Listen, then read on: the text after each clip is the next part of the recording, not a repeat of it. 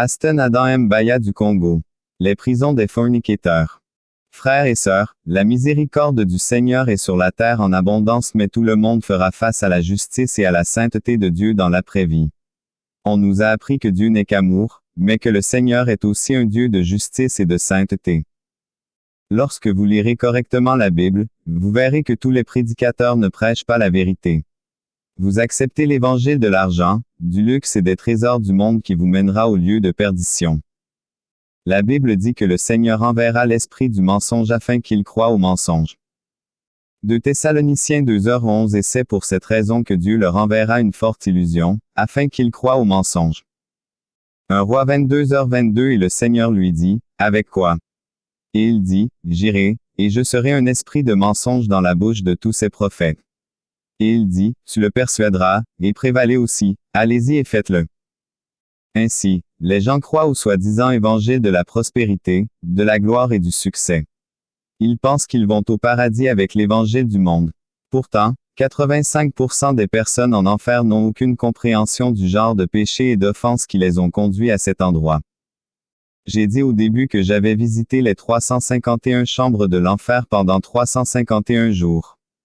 C'était dans le cadre de l'appel de Dieu et de l'onction du Seigneur Jésus. C'est en fait le Seigneur Jésus qui est venu chez moi pour m'emmener visiter les 351 chambres de l'enfer. Pas seulement l'enfer mais aussi le royaume du paradis. Le royaume du tribunal du Seigneur. Le monde de Satan. Le monde de la prière, de l'accomplissement et de la bénédiction. Ce sont les expériences que j'ai eues avec Dieu. J'ai dit la dernière fois que j'ai visité les chambres de ceux qui ont été condamnés pour immoralité sexuelle. La Bible dit dans 1 Corinthiens 6h18 fuyez la fornication. Tout péché qu'un homme fait est en dehors du corps, mais celui qui commet la fornication pêche contre son propre corps. 19 Ou ne savez-vous pas que votre corps est un temple du Saint-Esprit en vous, que vous avez de Dieu? Et vous n'êtes pas à vous. Bien-aimés, j'ai parlé de ceux qui avaient des relations sexuelles dans leurs pensées, leurs rêves et leurs yeux. Ils étaient souillés et ne pouvaient pas entrer dans le royaume de Dieu. Je ne donne pas ce témoignage pour effrayer les gens, mais pour édifier le peuple de Dieu afin que ceux qui sont déviants reviennent dans la voie du Seigneur.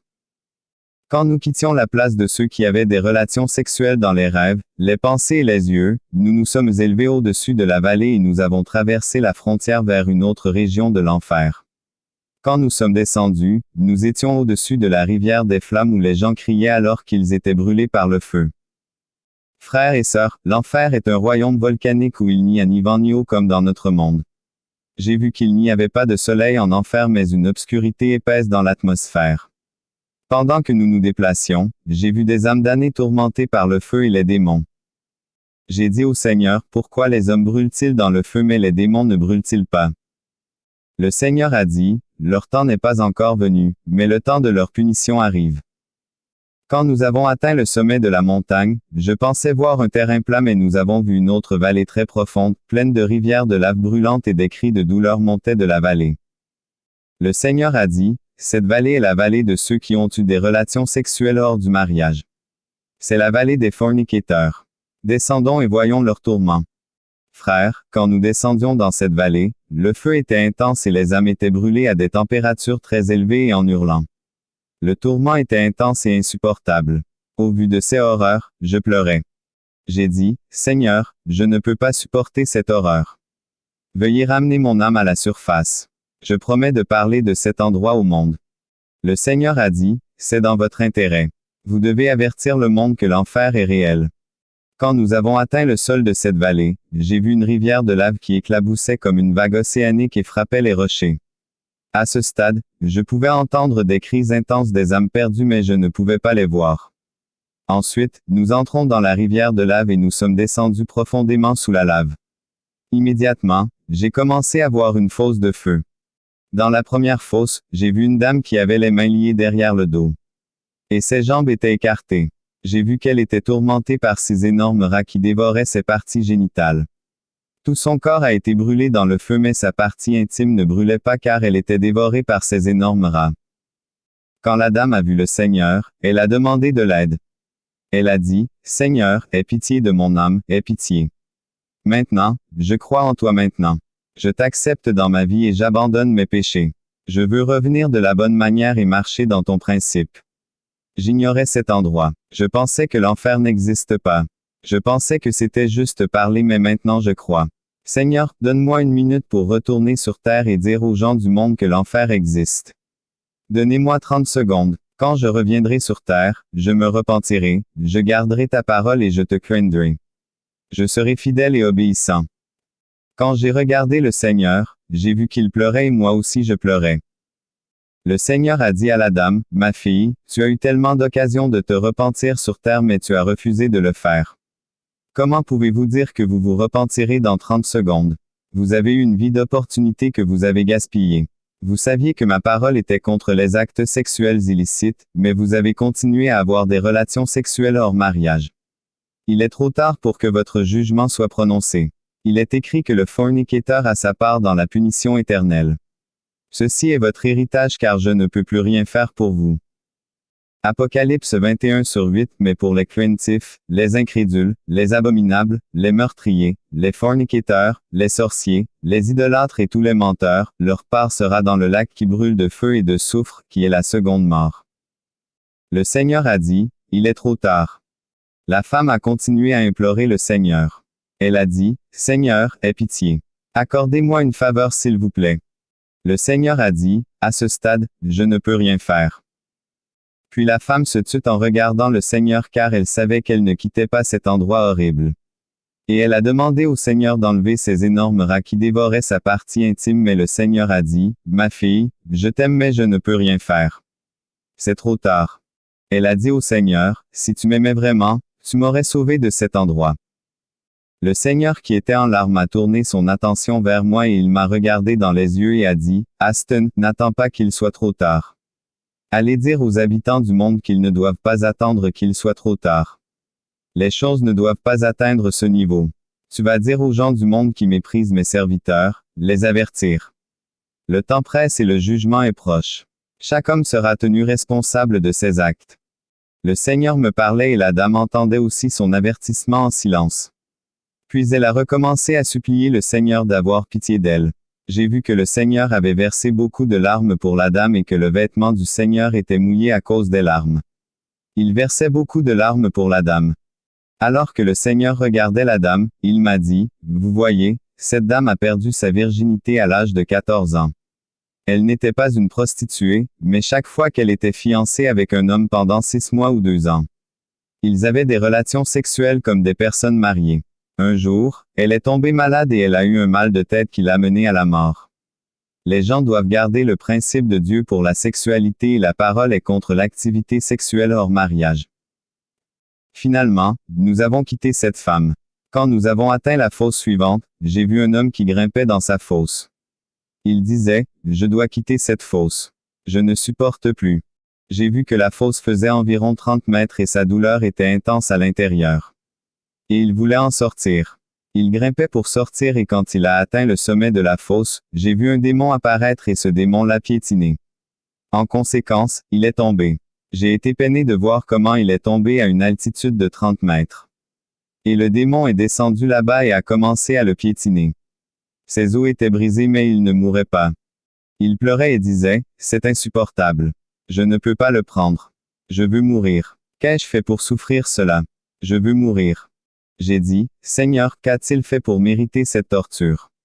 Le Seigneur a dit, cet homme n'était pas une prostituée car il n'a couché que toute sa vie avec une femme qui était sa femme, mais il a eu des rapports sexuels avec sa femme pendant les fiançailles avant le mariage. Ils vivaient comme des gens mariés et après de nombreuses années ils se sont mariés et ils ont eu des enfants. Et ils ont vécu en mariage pendant 40 ans.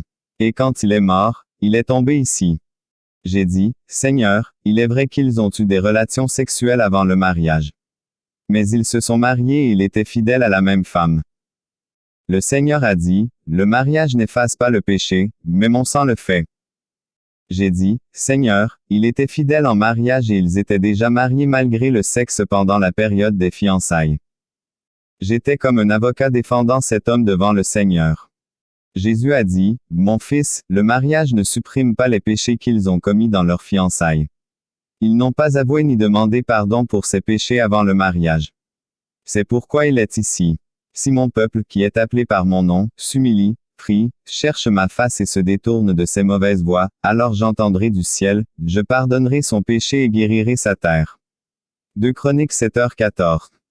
Bien-aimés, nous devons apprendre à nous confesser et à nous détourner. Ce n'est pas parce que je témoigne que je suis digne d'entrer dans le royaume des cieux. Nous devons tous nous humilier. Témoigner n'est que la grâce que j'ai reçue, mais nous devons nous battre pour sauver nos âmes. Lorsque nous confessons notre péché, nous devons nous assurer que nous nous éloignons de ces péchés. Nous devons revenir à la voie du Seigneur abandonnant l'ancienne voie. Nous étions dans cette chambre du péché sexuel. Lorsque nous avons déménagé dans la fosse suivante, j'ai vu un démon violer une femme. Ce démon était en train de pourrir et il y avait des vers partout sur son corps. Et quand il violait cette femme, tous les vers sur son corps tombaient couvrant la femme. J'ai dit, Seigneur, qu'a fait la dame pour souffrir un tel tourment? Le Seigneur a dit, la dame était attachée à l'activité sexuelle. C'était comme un jeu pour elle. Elle n'avait pas de limite. Elle a couché avec des hommes sans réserve et c'est son tourment. Lorsque nous avons déménagé dans la fosse suivante, j'ai vu un homme qui était squelettique. Il était à l'intérieur de l'huile chaude bouillant et le brûlant. Cependant, sa partie génitale était encore charnelle et disproportionnée. J'ai vu qu'un démon introduisait un crochet dans ses organes génitaux qui étaient volumineux. C'était de l'horreur. J'ai dit, Seigneur, qu'a fait cet homme pour être tourmenté de cette façon? Le Seigneur a dit, un jour, il se reposait à la maison. Sa sœur cadette a reçu la visite de son ami mais elle était absente. Étant donné que la sœur de cet homme était absente, il en a profité pour faire des avances sur l'ami de sa sœur. Ce dernier lui dit, je suis un ami de ta sœur et nous sommes devenus comme une famille. Je ne peux pas accepter ce comportement. Ce n'est pas juste et cela ne fonctionnera pas. Lorsque la jeune femme a refusé cet homme, celui-ci était gêné mais il ne voulait pas abandonner. L'homme a dit à la jeune femme, c'est bon, oublions ça et considérons que ça n'est jamais arrivé. Mais il y a quelque chose à boire. Laissez-moi vous offrir du jus. Cependant, la jeune femme a commencé à se sentir anxieuse et à insister sur le fait qu'elle devait partir, mais cet homme a continué d'insister pour lui offrir quelque chose à boire. Finalement, la jeune femme a accepté d'attendre à cause de l'insistance de l'homme. Cet homme est entré dans sa chambre et s'est déshabillé et il est sorti de sa chambre nu devant la jeune femme. Il lui a demandé de coucher avec lui mais la jeune femme a refusé de coucher avec lui. L'homme a saisi la jeune femme pour la forcer. Et pendant qu'il se débattait, heureusement pour la dame, on a frappé à la porte. C'était en fait le père de cet homme qui frappait à la porte. Rapidement, l'homme retourna dans sa chambre et s'habilla. Et il n'avait jamais couché avec la jeune femme. Cependant, il n'a pas avoué avoir exposé sa nudité et son organe génital à la dame. Ainsi, son organe masculin est torturé en enfer. Frères, le membre de notre corps qui nous emmène en enfer sera tourmenté. Depuis que cet homme a exposé son organe mâle à la jeune femme, son organe mâle a été tiré avec un crochet par un démon. Et c'était son tourment. Et j'ai vu que sa partie intime était en train de pourrir et qu'elle était tirée avec un crochet. Ensuite, nous sommes allés dans un endroit où il y avait des femmes qui avaient subi des viols dans leur vie. J'ai dit, ces femmes ont été violées dans leur vie. Ce sont eux qui ont subi le viol et les abus. Pourquoi devraient-ils être ici? Le Seigneur a dit, avançons et voyons. En avançant, j'ai vu une femme allongée par terre. Ses jambes étaient écartées et des cafards sortaient de sa partie intime. Et sa poitrine était coupée et des vers sortaient. Elle disait, je n'ai rien fait pour être ici. Je ne le mérite pas. J'ai demandé, qu'a-t-elle fait? Le Seigneur a dit, elle a été violée par des soldats dans l'est du Congo déchirés par la guerre. Quand ces soldats ont fini de la violer, ils lui ont coupé le ventre avec des machettes et elle est morte. Le Seigneur a dit, si seulement elle était ma servante et ma fille, elle ne serait pas tombée ici. C'est parce qu'elle est morte dans le péché qu'elle est tombée ici. Ensuite, nous continuons à bouger dans ce lieu de punition du péché sexuel. Puis j'ai vu un trou et de ce trou, il y avait des cris de tourment. Et quand nous sommes arrivés là-bas, j'ai vu des gens debout et tremblants. Quand j'ai regardé ces gens, j'ai vu qu'ils étaient couverts de cafards sur tout le corps. Leur corps était complètement couvert de ces cafards et ils tremblaient. Le Seigneur a dit, ces gens que vous voyez ici se sont déshonorés en ayant des relations sexuelles dans des bars, dans des tunnels, dans des voitures et des lieux publics. Depuis qu'ils se sont déshonorés dans les lieux publics, ils sont déshonorés ici, dans cette salle sombre. C'était ma visite dans la vallée des fornicateurs. 1 Corinthiens 7/2 Néanmoins, pour éviter la fornication, que chacun ait sa propre femme, et que chaque femme ait son propre mari. 1 Corinthiens 5/1 On rapporte souvent qu'il y a de la fornication parmi vous, et une fornication qui n'est pas tant nommée parmi les païens, que l'on devrait avoir la femme de son père. Éphésiens 5/3 Mais la fornication, et toute impureté ou convoitise, qu'elle ne soit pas une seule fois nommée parmi vous, comme il convient aux saints. 1 Corinthiens 6/13 Viande pour le ventre et le ventre pour les viandes, mais Dieu les détruira et eux. Or le corps n'est pas pour la fornication, mais pour le Seigneur, et le Seigneur pour le corps. 1 Thessaloniciens 4/3 Car telle est la volonté de Dieu, votre sanctification, afin que vous vous absteniez de la fornication. Ézéchiel 16/26 Tu as aussi commis la fornication avec les Égyptiens, tes voisins, grands de chair, et tu as augmenté tes prostituées, pour me provoquer la colère. Matthieu 19/9 Et moi, je vous le dis, quiconque répudiera sa femme, si ce n'est pour impudicité, et en épousera une autre commet un adultère, et quiconque épouse celle qui est répudiée commet un adultère. 1 Corinthiens 10/8 Ne commettons pas non plus l'impudicité, comme certains d'entre eux l'ont commis et sont tombés en un jour 23 000. Galates 5/19 Or les œuvres de la chair sont manifestes, qui sont celles-ci, adultère, fornication, impureté, lascivité. Jeu d'un surset comme Sodome et Gomorrhe, et les villes autour d'eux, de la même manière que celles-ci, commettant la fornication et s'en allant après une autre chair, ont donné un exemple avant-temps, subissant la vengeance du feu éternel. Apocalypse 2h14 Mais j'ai quelque chose contre toi parce que tu as là ceux qui détiennent la doctrine de Balaam, qui a enseigné à Balak à jeter une pierre d'achoppement devant les enfants d'Israël, à manger des choses sacrifiées aux idoles et à commettre l'impudicité. 1 Corinthiens 5h11 Mais maintenant, je vous ai écrit de ne pas vous tenir compagnie, si quelqu'un qui est appelé frère est un fornicateur, ou un cupide, ou un idolâtre, ou un railleur, ou un ivrogne, ou un extorqueur, avec une telle personne ne pas manger. Apocalypse 9h21 Ils ne se repentirent ni de leur meurtre, ni de leur sorcellerie, ni de leur impudicité, ni de leur vol. Matthieu 5h32 Mais je vous dis que quiconque répudiera sa femme, sauf pour cause de fornication, la fera commettre adultère, et quiconque épousera une divorcée commet un adultère. Apocalypse 2h21 Et je lui ai donné l'espace pour se repentir de sa fornication, et elle ne s'est pas repentie. Nombre 25/1 Israël demeura à Shittim, et le peuple commença à se prostituer avec les filles de Moab. Marc 7h21 Car de l'intérieur, du cœur des hommes sortent les mauvaises pensées, les adultères, les fornications, les meurtres. Acte 15h20 Mais que nous leur écrivions, qu'ils s'abstiennent des souillures des idoles, de la fornication, des choses étranglées et du sang. 2 Corinthiens 12:21 Et de peur que, quand je reviendrai, mon Dieu ne m'humiliera parmi vous, et que je ne pleure beaucoup de ceux qui ont déjà péché, et ne se sont pas repentis de l'impureté, de la fornication et de la lascivité qu'ils ont commis. Matthieu 15h19 Car du cœur sortent les mauvaises pensées, les meurtres, les adultères, les fornications, les vols, les faux témoignages, les blasphèmes. 1 Corinthiens 5h10 Cependant pas tout à fait avec les fornicateurs de ce monde, ni avec les cupides, ni avec les extorqueurs, ni avec les idolâtres, car alors il faut que vous sortiez du monde. 1 Corinthiens 7/1 Maintenant au sujet des choses dont vous m'avez écrit, il est bon pour un homme de ne pas toucher une femme. Galates 5h21 Envie, meurtre, ivresse, révolte et autres, de ce que je vous ai dit auparavant, comme je vous l'ai aussi dit dans le passé, que ceux qui font de telles choses n'hériteront pas du royaume de Dieu. 1 Corinthiens 5/9 Je vous ai écrit dans une épître pour ne pas être en compagnie des fornicateurs.